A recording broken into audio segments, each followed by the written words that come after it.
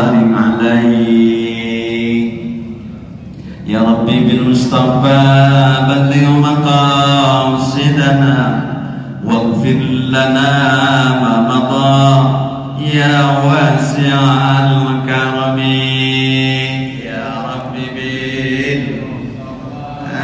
بلغ مقاصدنا واغفر لنا ما مضى يا واسع محمد سيد الكونين والثقلين والفريقين من عرب ومن عجم يا رب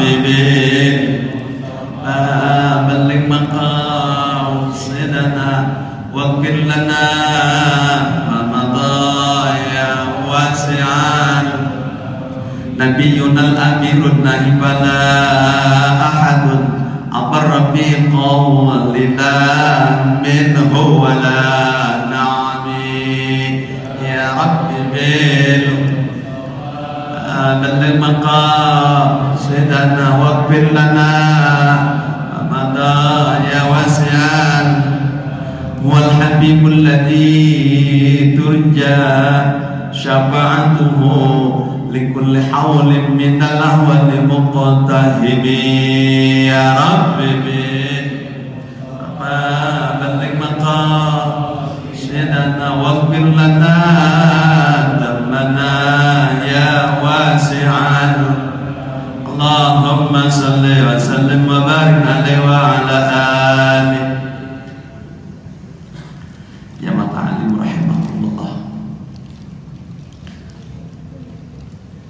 Sayyidina Ali itu pernah komentar, la yatrukun nasu syai'an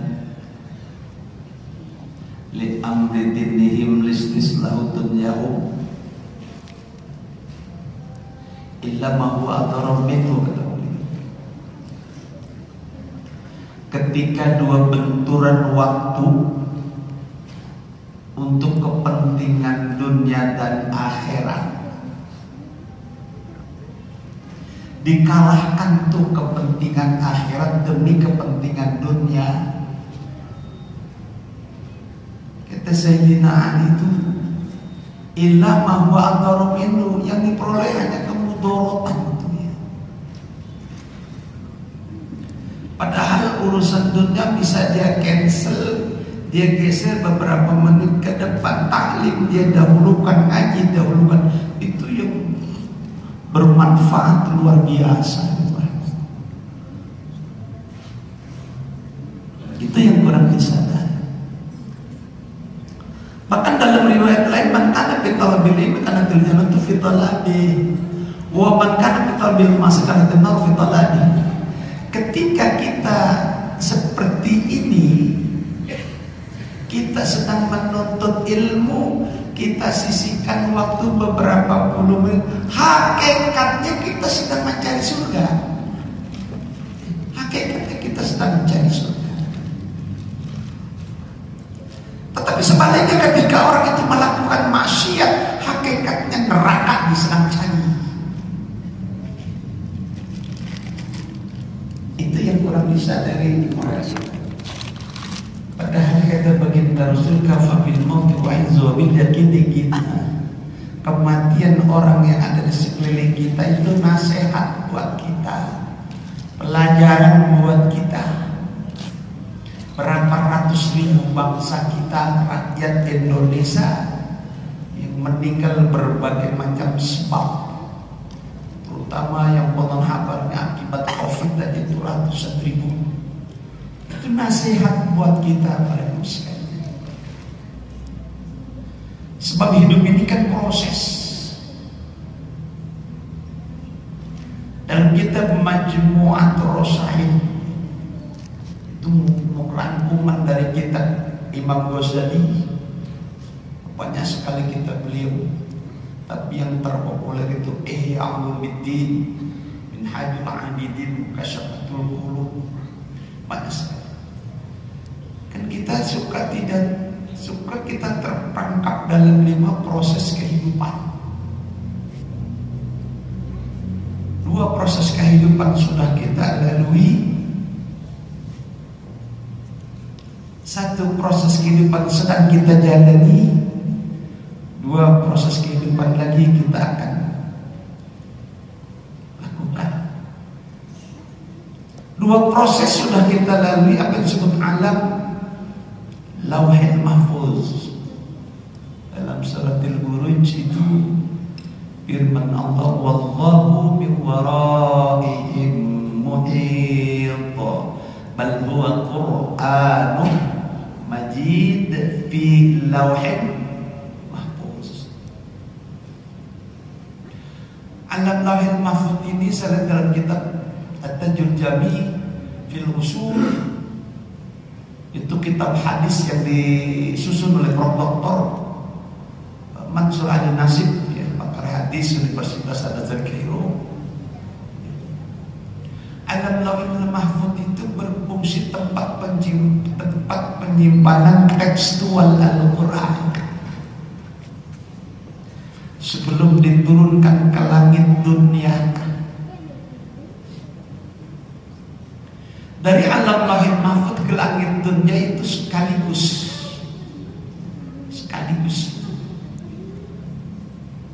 Di malam Lailatul Qadar, inna anzalnahu fi Lailatul Qadar. Anzala yunzilu inzalan, nazzala yunazzilu tanzilan. Itu beda maknanya. Dari alam Lauhil Mahfuz ke langit dunia sekaligus, dari langit dunia sampai kepada baginda Rasul Tanazul, turunnya tidak sekaligus. Inna nahnu nazzalna dzikra wa inna lahu lahafizun. Berangsur-angsur. Itu Al-Quran. Makanya kali hidup ini insya Allah akan membawa keberkahan tersendiri. Ketika ada senggang waktu, manfaatkan tilawah, qiraatul Quran atau tilawatul Quran. Apalagi kalau ditargetkan per hari one day one juz, satu hari satu juz. Tapi ketika nikmat itu kalau kita bangun 2:30, kalau 2:30 insya Allah nggak usah tidur lagi sampai subuh. Itu membawa keistimewaan tersendiri. Bacaan Al-Quran itu kan ada 3 tingkatan: tahqiq, tartil, tadbir, hadat. Dulu waktu saya pelajari, waktu saya di PTIQ, perguruan tinggi ilmu Al-Quran. Tapi tajwid tetap mengena. Ketika Al-Quran kita baca, berarti kita kan sedang curhat dengan Allah. Jangan sampai tidak dibaca, apalagi kalau memang ada niat untuk ditafidz, untuk dihafal. Tujuannya apa? Agar kita tidak terperosok pada perilaku-perilaku yang kira-kira banyak waktu yang kita nggak maksimal, kita tidak manfaatkan. Tahu-tahu usia udah sekian tahun aja kan. Kita secara kuantitas usia boleh bangga 60, 70, 80 tahun. Tetapi secara kualitas kan mereka masih kelihatan berkurang. Mau tidak mau. Makanya betul-betul istiqomah di dalam kebenaran itu yang mahal. Ketika Allah akan istirahatkan kita, atau istilah Syekh Athaillah dalam kitabnya Al-Hikam Al-Mustarah, passive voice, isim maf'ul, ketika kita akan diistirahatkan oleh Allah, optimis kita dalam kondisi husnul khatimah. Itu yang kita harap. Apalagi pada zaman sekarang ini kita berada di bulan Rabiul Awal. Kalau ada saudara-saudara kita yang membid'ah atau lakukan, dan tidak usah terlalu ekstrim. Jadikan maulid ini sebagai media dakwah, sebagai sarana dakwah. Ada buku kecil yang disusun oleh Prof. Dr. Ali Yafi. Dalam buku kecil Fiqhud Dakwah. Fiqhud Dakwah. Beliau termasuk orang yang banyak menulis Fiqhud Dakwah.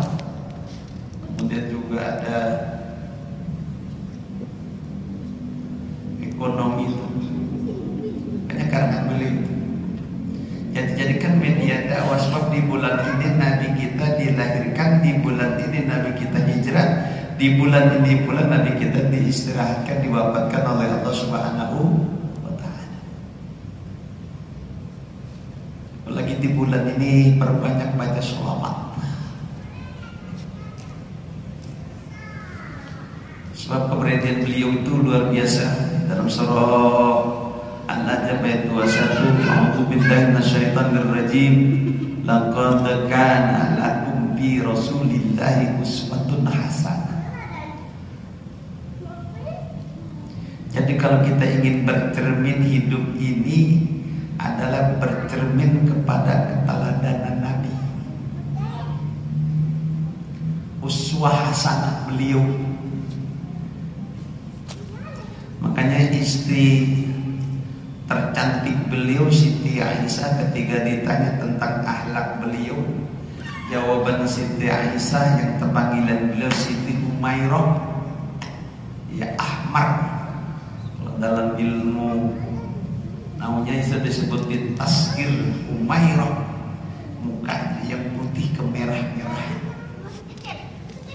Panggilan manja beliau kepada Siti Aisyah. Kata Siti Aisyah, akhlak suamiku baginda Rasul adalah Al-Qur'an. Akhlak beliau.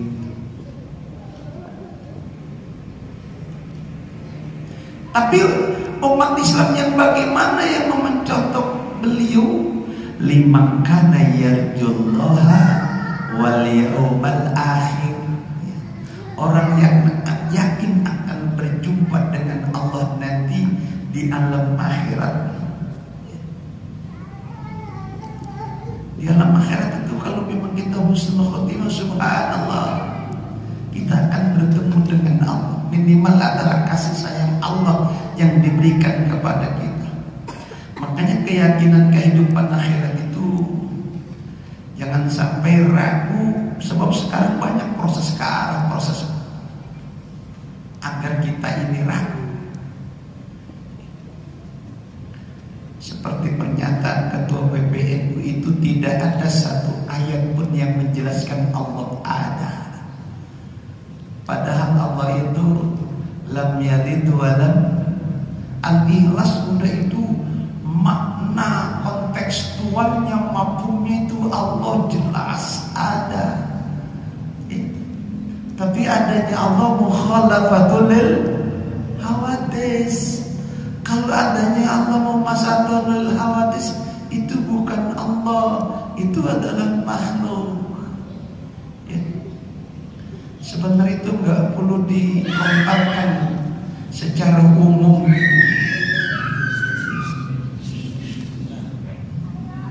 Buat mereka yang kuliahnya pendidikan agamanya agak tinggi, dia belajar teologi atau filsafat nyambung. Tapi kalau yang tidak ke arah situ tidak nyambung, bisa membuat proses orang itu murtad.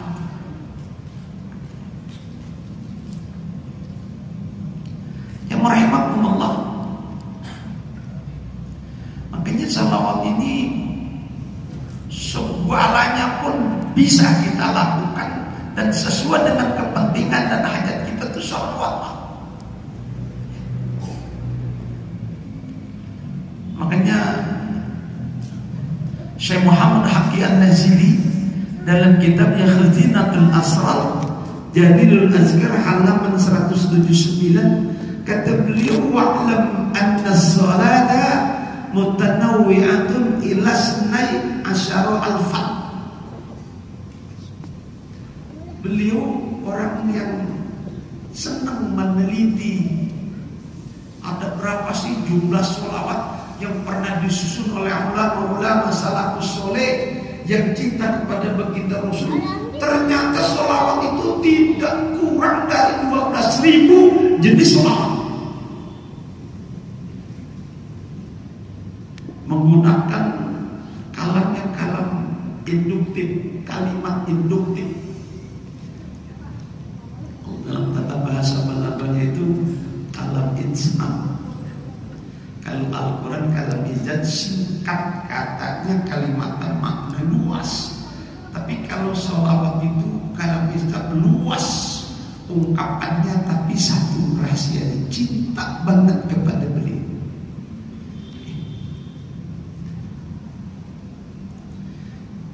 Orang-orang yang sering bertemu Nabi, para jemaah sekalian, itu baca sholawatnya bisa puluhan ribu, minimal banget 1.000. Tapi istiqomah dia, apapun jenis sholawatnya. Apakah sholawat pujian, Allahumma sholli ala sayyidina Muhammad wa ala ali sayyidina Muhammad, sholatan tunjina biha min jamil ahwal wal afat. Terus sholawat kamilah, musalli sholatan kamilah, salam salaman taman ala sayyidina Muhammad alladzi taqalu bil qad. Banyak salawat itu. Salawat Fatih, Allahumma shalli wa sallim ala sayyidina Muhammad al-Fatih lima ughliq wal khatim lima sabaq. Itu para jemaah sekalian pernah diperdebatkan antara kelompok yang kontra dengan yang pro. Tapi semuanya mereka tercengang kait dengan dijelaskannya keistimewaan. Termasuk salawat yang tadi saya baca itu bukan salawat burda yang dikarang oleh Syekh Utsaimin, ratusan bait itu ya Rabbi bil Mustafa, itu baitnya terakhir. Ketika beliau menyusun salawat jenis ini, beliau dalam kondisi sakit, ingin tuntas beliau. Ternyata dalam waktu yang antara tidur tidak tidur, baginda Rasul Nabi besar kita Muhammad Sallallahu Alaihi Wasallam hadir di hadapan beliau, diambil sorban hijau muda beliau, dibuka kemudian ditutupkan di pundak Syekh, diikat, dibacakan doa, sembuh dengan izin Allah.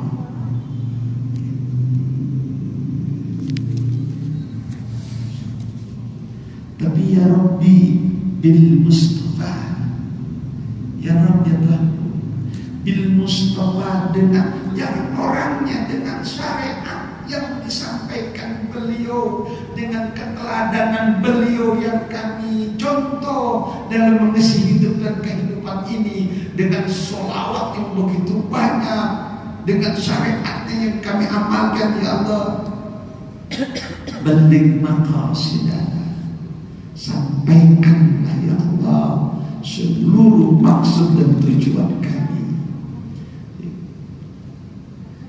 Jadi jangan mengkultuskan, yang menjelaskan sehingga umat itu kamu, bahkan sirik, jangan baca sekalian. 12.000. Salah satu di antara hadis yang sanad awalnya dan akhraj Ibnu Mulkin an Nabi sallallahu alaihi wasallam qala man shalla alayya shalah man shalla alayya shalla alaihimul malaikatu. Barang siapa yang sholawat kepada aku kata Nabi, maka seluruh malaikat Allah akan bersholawat kepada orang itu. Wa man shalla alaihim malaikatu sallallahu alaihi. Siapa orang yang dibacakan salawat oleh seluruh malaikat Allah, maka Allah akan berselawat kepada orang itu. Makanya ada salawat dari Allah rahmat, salawat dari malaikat istighfar. Wa man sallallahu alaihi, barang siapa yang dibacakan salawat oleh Allah, lam yakun syai'un bis samawati sab'i wal ardina sab'i safi wal bihari safi wal asr wal nabat wal tuyur wal shiba wal anam illa salla alaih kadzabil haqaiq. Dikutip dari kitab Haqaiq oleh Syekh Muhammad Hadi An-Najim. Jadi kalau orang dibacakan salawat oleh Allah karena beliau orang itu baca salawat kepada baginda Rasul, maka seluruh makhluk Allah lorak paunak sampai langit yang 7, bumi yang 7 lapis dengan laut 7 jenis laut terbesar dunia ini, seluruh pohon-pohonan, tumbuh-tumbuhan, burung, binatang buas, binatang ternak, illa salla alaih, akan berselawat kepada orang itu.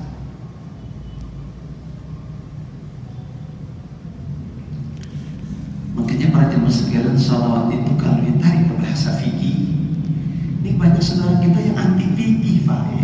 Bingung saya, Pak. Gimana itu pola pikirnya? Tapi anti fikih, tapi menggunakan fikih sunnah yang disusun oleh Dr. Syekh Sabit. Beliau guru besar Universitas Al-Azhar Kairo. Beliau termasuk dosen terbang dari Kairo ke Ummul Qura Mekah. Beliau pernah menyuruh salah satu di antara mahasiswa dari kita Indonesia yang sekarang Dr. Akil Husain Al-Munawwar, tolong ente syarahkan tuh fikih saya. Jauh lebih dari sempurna.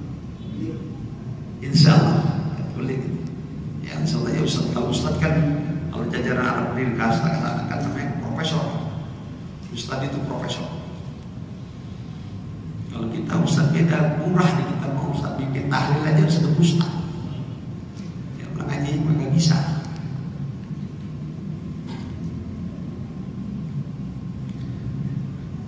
Makanya di Fiqhus Sunnah itu niat itu dari diperjelas sampai beliau.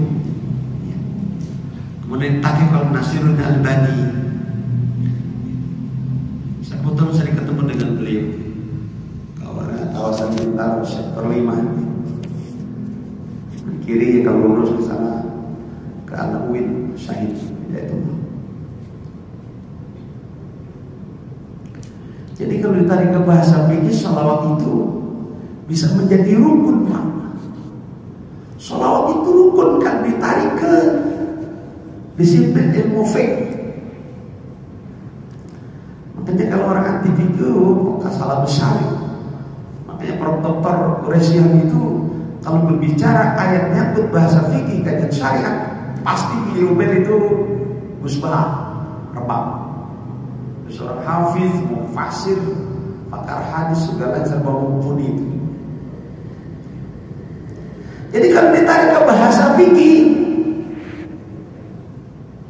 itu menjadi rukun di tahiyat akhir. Di tahiyat akhir. Allahumma salli ala Muhammad, itu rukun. Boleh pakai sayyid, boleh enggak apa-apa. Allahumma salli ala sayyidina Muhammad. Assalamu alayka ayyuhan nabi, tahiyatul mubarakatuh salawatu tayyibatulillah. Assalamu alayka ayyuhan nabi wa rahmatullahi wa barakatuh. Assalamu alayna wa ala ibadillahi ashhaduna. Kalau berdasarkan hadis dalam kitab Muqnil Muhtaz Imam Asy-Syaribini, Muqnil Muhtaz itu disarahkan oleh beliau, kitab matanya itu Minhajut Talibin, disarahkan menjadi kitab Muqnil Muhtaz 2 jilid. Beliau itu melihat hadis Nabi. Jadi yang namanya telunjuk diacungkan itu ketika mengucapkan syahadatain, asyhadu an la ilaha illallah. Harik sababak, kata Nabi, gerakan telunjukmu ketika mengucapkan kalimat wahdaniyah, pengesahan terhadap Allah. Tetapi sebelum mengucapkan syahadatain, maqbudah begini, Pak. Dalam kitab Sulamut Taufiq, Syekh Nawawi Al-Battabi Kita rujukan dan tanggung Pak. Syekh Nabar Bantan itu ulama kita, ulama besar, yang karangan kitabnya ratusan, menjadi imam besar Masjidil Haram sekian tahun. Masa kita nggak yakin dengan ilmunya? Bahkan beliau waliun min aulia illah, wali beliau itu.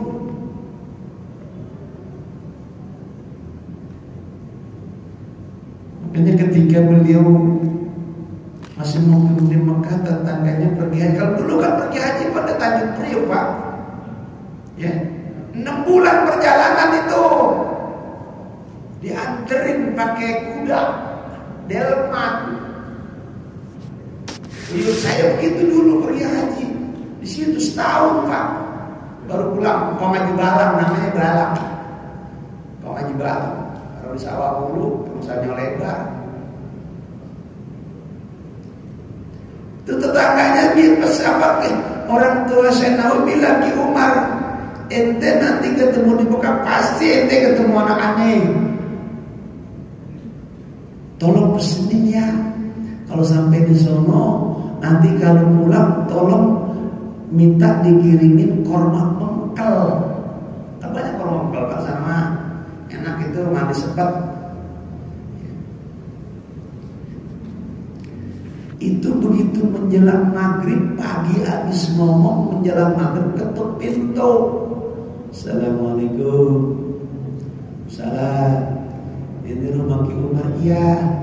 Ini pesanan tadi pagi yang diminta.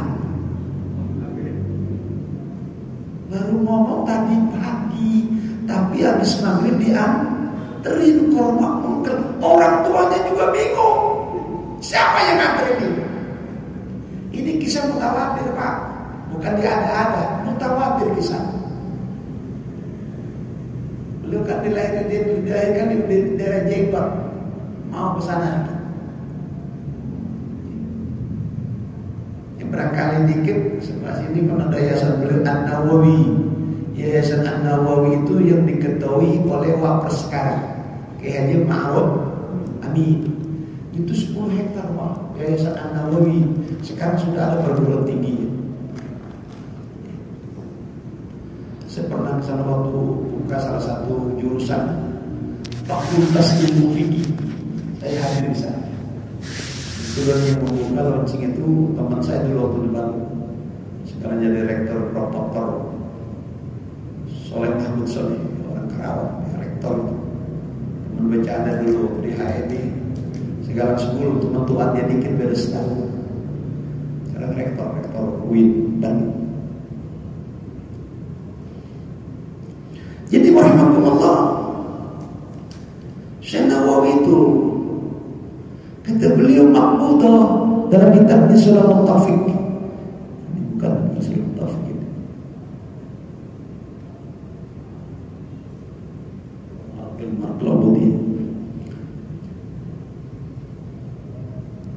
Jadi makbudah begitu dulu batu tangan. Nah gitu tuh. Ini biasa gitu makbudah. Tuntunan fikih gitu Pak, nggak begitu langsung tahiyat, begitu langsung begini aja, nggak ada hadisnya. Asyhadu an la ilaha illallah, cukup, jangan digini-gini. Itu kata Syekh Nawawi makruh tanzih, makruh tanzih. Tapi kata Imam Asy'ari makruh tahrim. Kalau Syekh Nawawi dikatakan makruh tadi bukan di Sulamut Taufiknya, tetapi di dalam kitabnya ada Zaid tebal 1 jilid.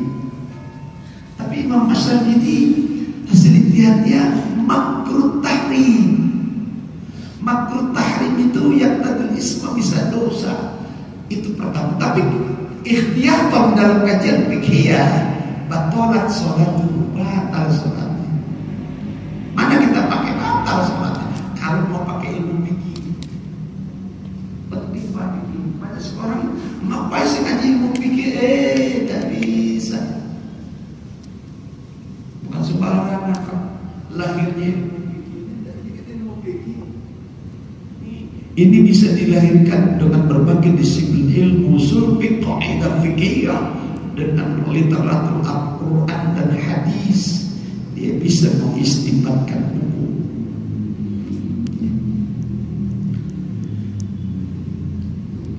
Jadi kalau ini sudah menjadi bahasa hukum, tapi digali. Makanya seorang penulis, dia senang menulis di buku apapun, tapi dia tidak menguasai suatu disiplin ilmu, filsafat ilmu, kayaknya juga kurang bagus sekali tulisnya.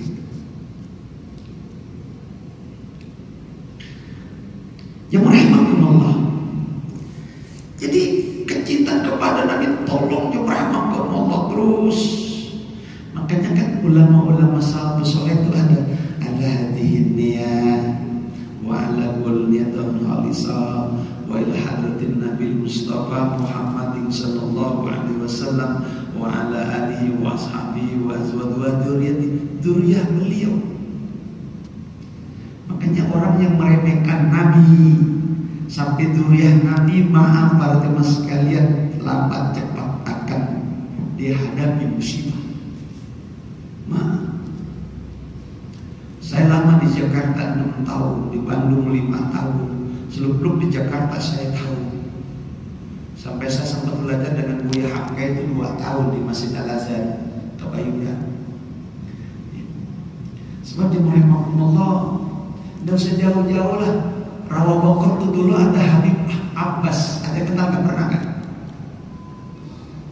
Habib Abbas itu kebetulan pesuruhnya tuh teman saya, Ustaz Satibi. Kalau sekarang mah HP, dulu masih ada telepon kan Pak? Baru telepon Satibi lu sini bentar. Siap. Datang tuh Ustaz Satibi, teman saya orang dari sini Bangku Larangan tuh, Jakarta Barat, sepeda deh. Bi, kita sholatkan kuitang yuk. Keramat kuitang. Gak mungkin baby, dulu jam berapa? Jam 12 kurang seberapa. Ayo dah, gonceng gua kalau kita jadi korban dari juga. Gonceng. Secara logika gak mungkin Pak. Rawa Bogor ke Kuitang, pakai mobil berapa menit itu? Pakai sepeda, sekarang bisa 3 jam. Sampai di sana jam 12 kurang 5, masih ada waktu. Itu yang teman saya biasa diri habis tidur. Bila datang ke rumah gua, mana Beb? Kita ngajar tuh ke situ ke wilayah pintu R10 lewat Kalisabi. Aku kelor. Kalisabi kan dulu belum ada jembatan, hanya bambu 4 biji, ada kiri kanan. Mas Habibie kan dibonceng oleh beliau, takut dia. Gimana mau turun? Nah, itu nyantai aja Pak. Di atas bambu 5 apa 4 aman. Kalau kecebur kurang lebih 6-7 meter ke dalam. Itu Habib Pak, punya keromah tersendiri. Saya punya teman Haji Zainuddin. Ini cerita sedikit Pak. Saya ngaji kan lama di Masjid Agung, masih ada Kifatah, kemudian sekarang sudah banyak meninggal. Itu ngaji habis zuhur, habis pulang ngajar, langsung saya ngaji pulang jam 12. Karena masa tidur subuh bisa ngaji lagi. Haji Zainuddin orang Rawa Bogor, sakit anaknya. Mana JT? Anak-anak sakit, demam. Ke dokter, istilahnya beberapa kali ngebel. Pulang dia gerimis, saya ingat betul, malam Selasa. Masuk bandara M1 sampai di depan Hotel Sheraton, tahu ya? Hotel Sheraton, Danau Kanar, dan sebelah kanan sebelah kiri danau. Tiba-tiba di depan Hotel Sheraton di pinggir jalan ada anak Habib Abbas, Habib Abdurrahman.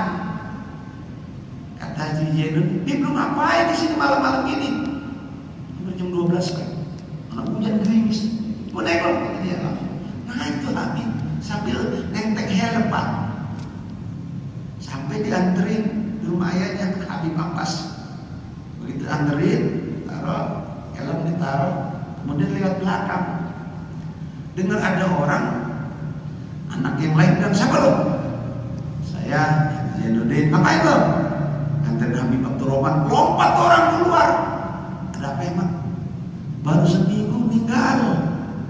Habib Abdurrahman baru seminggu meninggal. Tabrakan di situ depan Hotel Sarapan. Itu Haji Jainuddin pulang juga gemeteran itu. Apa yang terjadi rahimahullah hikmah di balik itu?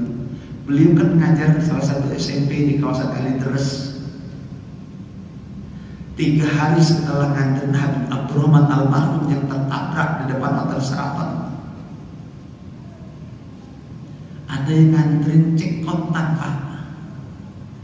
Pak mana Haji Jainuddin? Tuh dikasih. Dari siapa ini? Nggak tahu Pak. Coba dicairkan, cair 25 juta. 25 juta. Cuman pilih Haji Jainuddin. Apa ini cek almarhum Habib Abdurrahman kan itu ya. Ucapkan terima kasih.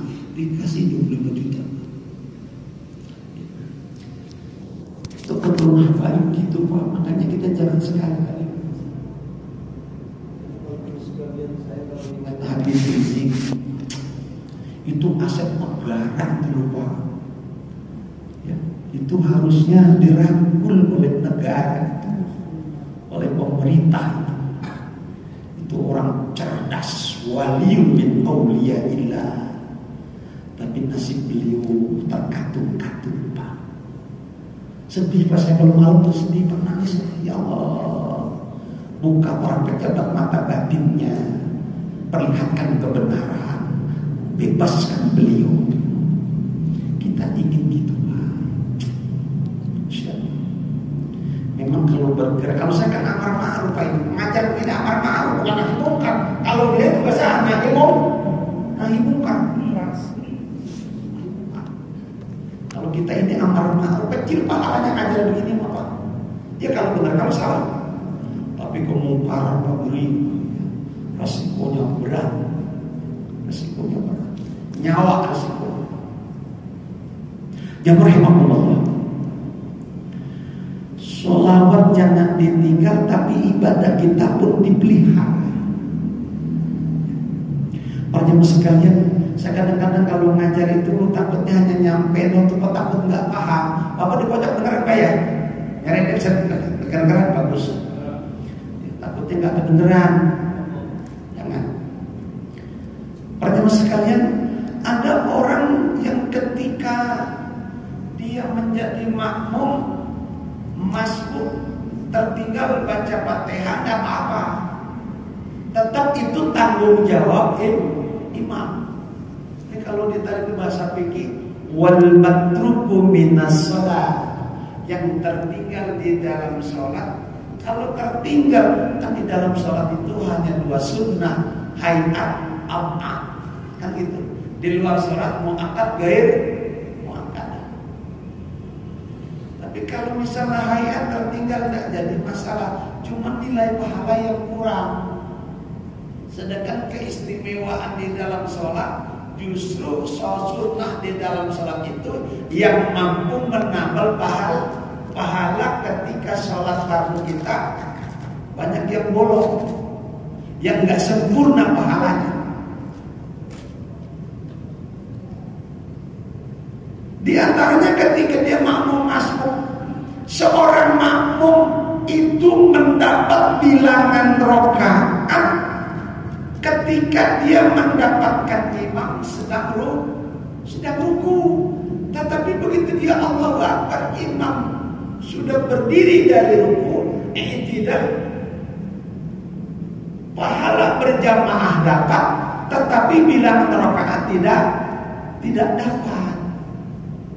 Ini banyak saya perhatikan para jemaah sekalian, dia tidak dapat rukuknya bersama imam, tapi dia hitung 1 rakaat. Nah, sholat yang semacam ini rusak.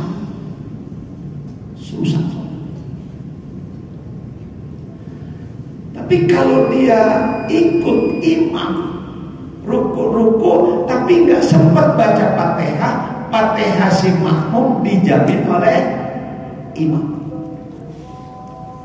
Tapi kan kemungkinan dia status makmum masbuk hanya pada rakaat pertama.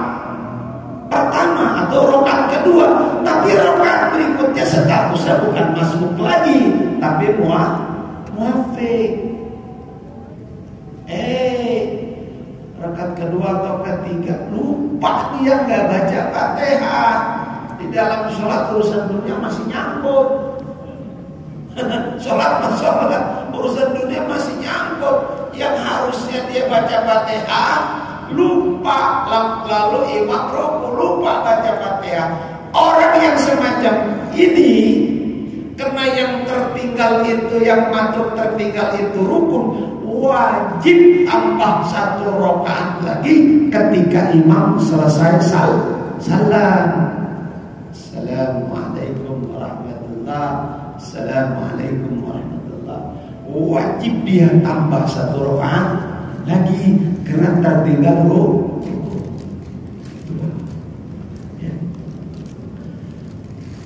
Itu kalau dia sholat berjamaah. Bagaimana kalau dia sholat sendiri? Repot lagi. Ini udah 3 rakaat, ini udah 4 rakaat, belum dia ragu dia. Kadang tahu ini langsung aja di assalamualaikum. Padahal masih nggak bisa. Kalau dia ragu, baru 3 ini, ambil 3 tambah 1 lagi. Kadang tahu ini bodoh amat dah. Assalamualaikum rusak salat. Katanya gitu rusak sendiri ya. Makanya jadi imam mahal. Cuman kalau imam harusnya ditunjuk rawatibnya. Ya itu rasa maghrib isya subuh. Ya, jangan cuma ikut siapa imamnya kan pilih, jangan. Nanti kalau dia masuk nggak bisa, repot. Jadi imam rawatib itu ditunjuk, isya siapa, subuh siapa. Kalau saya mah ini tamu Pak. Kalau imam rawatib itu adalah sahibul masjid. Kalau saya tamu, jangan. Kalau kepepet amat sih nggak apa-apa. Ya. Tapi kalau yang jadi imam itu rawatib yang bacaannya juga rapi. Jadi imam juga berdirinya harus tetap Pak, di bahasa Cipondoh, di bahasa Koris. Ada kan imam yang sholatnya goyang gitu, ya ini batal Pak itu Pak. Ada sholat, tapi kalau udah jadi ujur susah juga itu. Di saya ada begitu. Masa tegur sekarang saya pensiun ini nggak jadi imam. Ya, di masjid saya. Ada sholat begini. Bukan sekali 2 kali, 1 kali 2 kali mah nggak batal. Kamu begini terus batal Pak. Lebih dari 2 kali batal sebab mutawaliyah berurutan sama kita begini. Ada dari sini langsung berdiri. Kadang-kadang kaki digeser itu tuh. Ini geseran bisa batal Pak. Kalau begini dulu lama, tarik ke sini boleh atau ke sana boleh, asal jangan mutalawiyah, jangan berurut. Tunda dulu sebentar, baru geser dikit, tak apa-apa. Kadang berurutan, jangan. Batal sebab sayang. Kita akan pikir amat sangat penting. Kita keterbatasan waktu. Adakah yang menjadi ganjaran buat Bapak? Mau tanya silakan. Waktu lah buat 3 menit. Ada mau tanya silakan.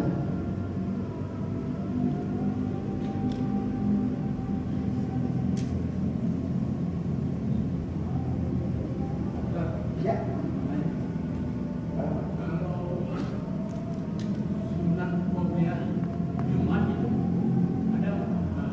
Oh iya.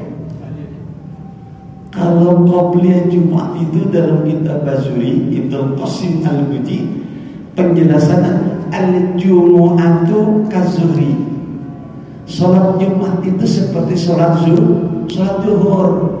Yusannu biha arba'un qablaha wa yusannu biha arba'un ba'daha. Sebenarnya qobliyah Jumat sama dengan qobliyah zuhur. Cuma salat zuhurnya salat Jumatnya diganti. Salat Jumatnya 2 rakaat, yang 2 rakaat zuhurnya itu diganti dengan rukun 2 khutbah. Makanya Makanya seorang khotib itu harus betul-betul ngerti dia. Jangan sampai ada salah satu rukun 2 khutbah yang tertinggal, kacau sholat Jumat kita. Jadi ada Pak. Tapi memang kalau melihat kepada fikih sunnah tadi yang saya sampaikan, saya sadik nggak akan ketemu gitu. Ada Pak qabliyah Jumat. Seperti Jumat atau sholat Jumat seperti sholat zuhur. Qabliyah yang sebenarnya 4 rakaat, ba'diyah 4. Tapi kalau rata-rata kita kan banyak kan 2, nggak apa-apa lah anggap itu. Sebab 4 rakaat itu yang 2 muakkad, yang 2 ghair muakkad.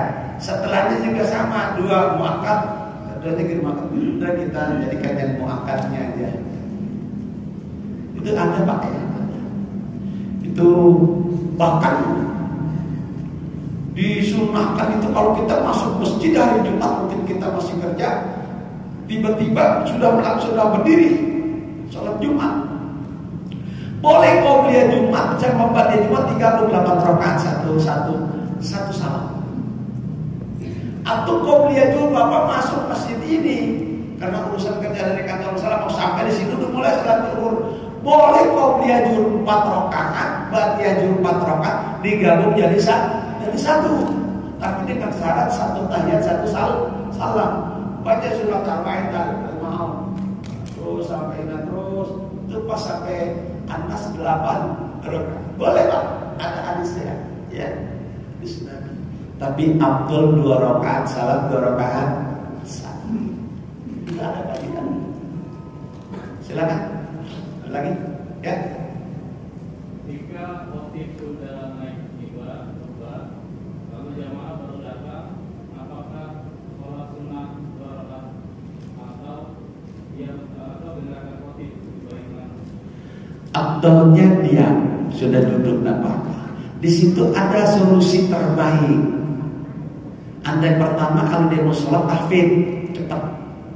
Tapi lebih afdal cukup dia masuk masjid baca doa Allahumma sholli ala Muhammad wa ala Muhammad ahli abwaba rahmatik, baca tasbih 3 kali. Tasbih 3 kali nilai pahalanya sama dengan salat 2 rakaat tahiyatan masjid. Abdul langsung duduk. Sebab mendengarkan khutbah itu merupakan rukun, walaupun penjelasannya itu kan sifatnya sunnah. Menjelaskan wasiat takwa kan diterjemahkan tuh penjelasannya.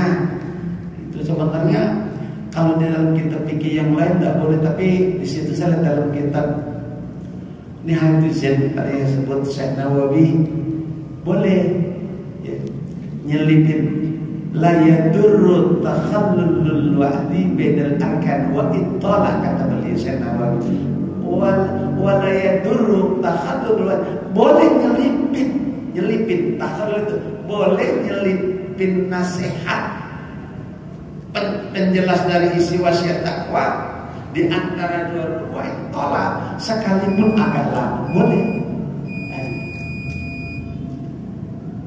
Jadi lebih afdal baca tasbih 3 kali. Cukup ya? Al-Fatihah. A'udzubillahi minasyaitonir rajim. Bismillahirrahmanirrahim.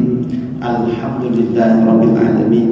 Ar-Rahmanir Rahim. Maliki yaumiddin. Iyyaka na'budu wa iyyaka nasta'in. Shiratal mustaqim. Shiratal ladzina an'amta 'alaihim ghairil maghdubi 'alaihim waladdallin. Bismillahirrahmanirrahim. Alhamdulillahirabbil alamin. Hamdan yuwafi ni'amahu wa yukafi mazida. Ya Rabbana lakal hamdu kama yanbaghi li jalalikal karim wa 'azimi sultanik. Allahumma salli ala sayyidina Muhammad wa ala ali sayyidina Muhammad. Allahumma ighfir lana wa liwalidina warhamhum kama rabbawna shighara.